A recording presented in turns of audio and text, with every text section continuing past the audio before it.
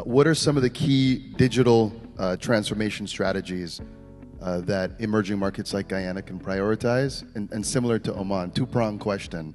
Are there common pitfalls you've seen when companies try to go about embracing or implementing these digital tools? So when you want to do a digital transformation, it cannot be done in a silo. So if you think about some of what Oman was saying, there's partnerships, but that's even internal to the organization.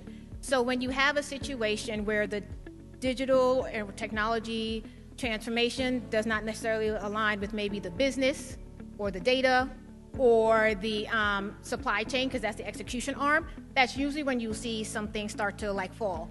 So I think step one of the biggest things would be make sure you have alignment across. The second thing is to have that data driven, right? So it's kind of garbage in, garbage out. If the minute you do something digital, you did not have what they'll talk about as like a master data strategy or really good governance around the data, whatever you input and you're using for your analytics is going to give you questionable outputs, and then when you action those outputs, you're not going to get the results that you expected. So I think the second thing is really trying to drive the data-driven culture throughout the org.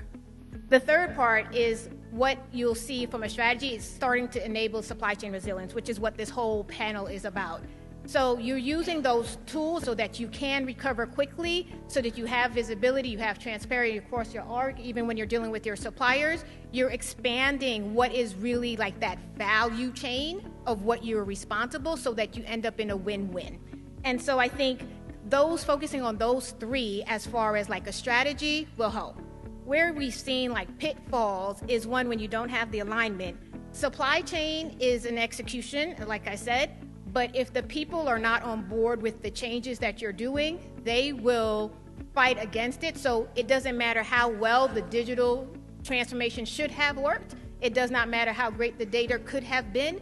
If you cannot get the people aligned to what you would like, you are going to set yourself up for failure. And then I think the last part is to look forward and learn. I think one of the other speakers had mentioned it. Guyana is in a really unique position to be able to look forward by looking across the globe of what has happened.